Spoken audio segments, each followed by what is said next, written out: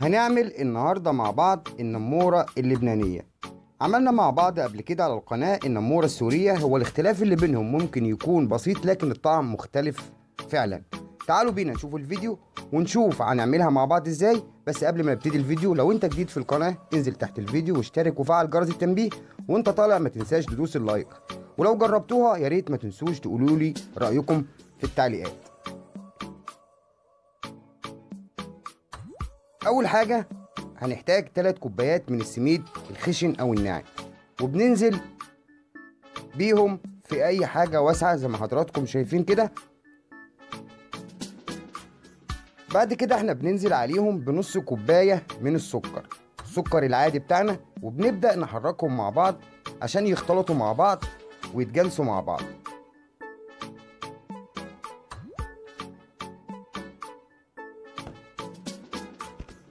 وهنحتاج عليهم معلقة كبيرة من البيكنج باودر، معلقة كبيرة بيكنج باودر، وربع معلقة ملح.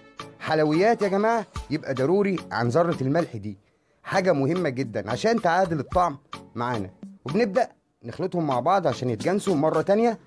بعد كده أنا بيبقى معايا نص كوباية من السمنة، والسمنة تكون بدرجة حرارة الغرفة، ما تكونش مجمدة ولا طالعة من التلاجة مباشرة واشتغل بيها. ونوع السمنة برضو يا جماعة لازم يكون جيد، لأن فعلا نوع السمنة بيفرق معانا في الطعم. كل ما كانت جودتها أعلى كل ما كان الطعم بتاعنا هيكون أحلى. ونبدأ نبس السميد والسكر والمكونات الجافة كلها بالسمنة. وخدوا بالكم احنا هنا بنقول نبس بس بلاش عجن، يعني بأطراف صوابعنا كده بس، لأن في ناس بتقولك إن البسبوسة بتعضم معاها، وسبب إن البسبوسة إنها بتطلع ناشفة وبتعضم معاكي إنها بتتعجن فترة طويلة. فضروري نبس بس بأطراف صوابعنا وبلاش عجن فيها زيادة، لأن ده هو اللي بيخلي البسبوسة أو النمورة تعضم معايا. وآخر خطوة معانا معلقة صغيرة من الفانيليا، ومعانا معلقتين من اللبن الزبادي، معلقتين كبار يعني بما يعادل نص كوباية من اللبن. وهنضيف عليهم معلقة صغيرة من البيكربونات الصودا اللي هو النشادر بتاع البسكوت والطعمية طبعا اللي احنا عارفينه، ونقلبهم مع بعض عشان النشادر تتفاعل مع اللبن والزبادي وتعمل معاكي نوع من الفوران. بننزل بيهم على السميد وبنبدأ نبس مرة تانية. وقلنا وبنكرر يا جماعة بلاش نعجن، هو مجرد ان احنا بنبس العجين او السميد بتاعنا باطراف الصوابع بس.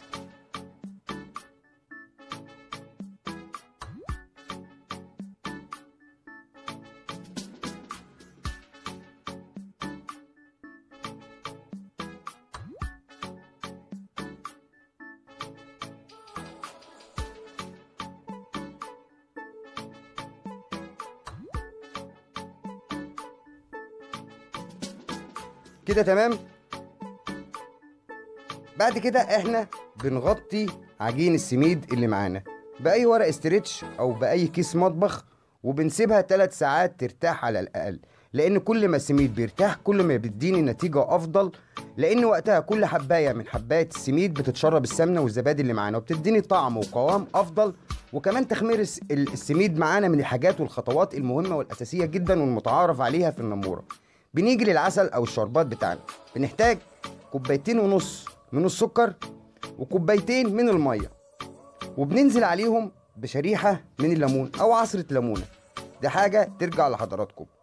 وبنسيبهم لحد مرحلة الغليان، وبعد الغليان أنا بهدي النار وبسيبهم 7 دقايق بس، وبعد كده بنطفي عليهم.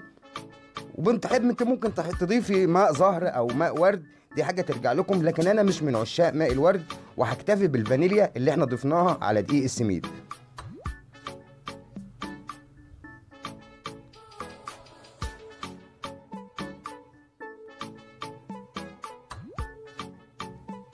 وبعد ما ارتاحت عجينة السميد معانا، بيبقى معانا صينية مقاس 30 بندهنها بالسمنة وبنغلفها كويس، وممكن كمان تدهنوها طحينة بيضة.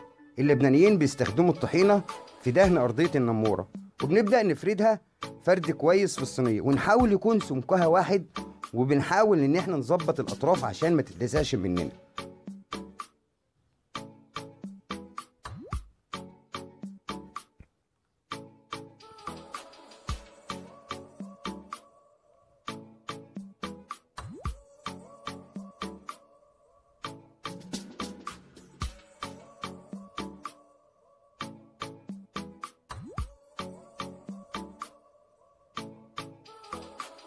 الخطوة الأخيرة دي مهمة جدا من وجهة نظري. معانا معلقتين من الزبادي وهنحط عليهم فنجان مية صغير، وبنبدأ نمزجهم مع بعض كويس عشان هندهن بيهم وش الصينية. بصراحة يا جماعة تدينا لون جميل جدا للنمورة، وفي نفس الوقت بتحافظ على النمورة بتاعتي ما تتحرقش مني ولا تتلسع ولا تاخد لون غريب.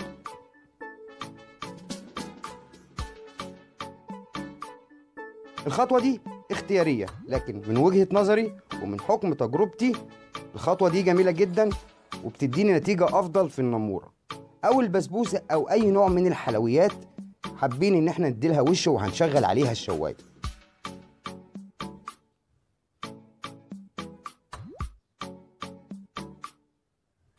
بعد كده احنا بنبدأ نقطع، والتقطيع مهم جدا برضو للنمورة.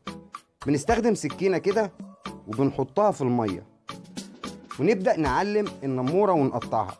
وكل مرة أنا بنزل بالسكينة وأقطع بيها النمورة أنا بمسحها وأحطها في المية زي ما حضراتكم شايفين كده. أمسح السكينة وأحطها في كوباية مية وأرجع أقطع تاني. والتقطيع يبقى على مسافات، يعني أنا أقطع تقطيع كلي مش بعلم بس، لأن أنا بعد كده النمورة بتاعتي هتخمر معايا عشان احنا حاطين عليها بيكربونات صودا وحاطين عليها بيكنج باودر.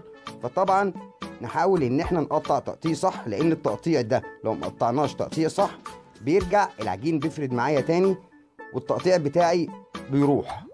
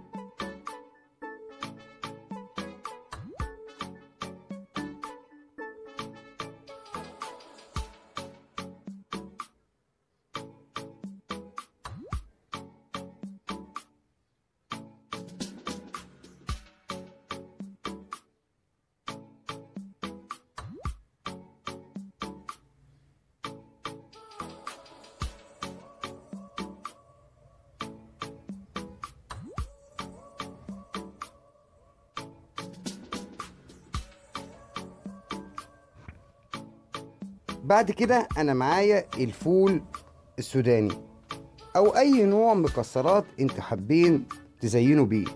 انا بحب انقعه في الميه شويه، ودي تركه حلوه جدا، تركه جميله قوي عشان الفول ما ياخدش لون ويتحرق مني في الفرن بسرعه.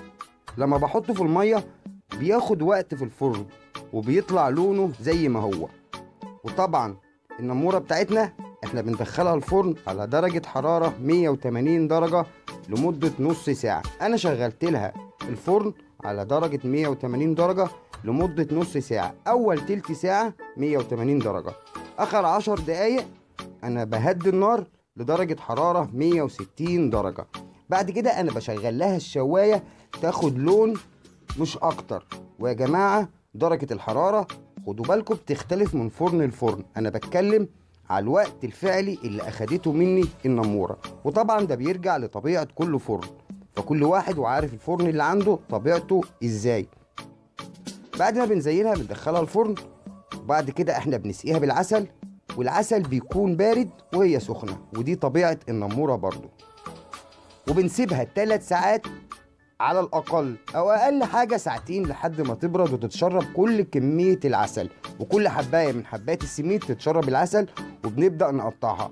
النمورة ما بتتقطعش مباشرة بعد ما بتطلع من الفرن، أقل شيء زي ما قلنا ساعتين. وبعد كده بألف هنا على قلوبكم. بس لو عجبك الفيديو ما تنساش تنزل تحت الفيديو وتدوس لايك، ولو انت جديد في القناة انزل واشترك وفعل جرس التنبيه علشان يوصلك اشعارات بكل وصفة جديدة احنا بنقدمها. اشوفكم على خير في فيديو جديد، والسلام عليكم ورحمة الله وبركاته.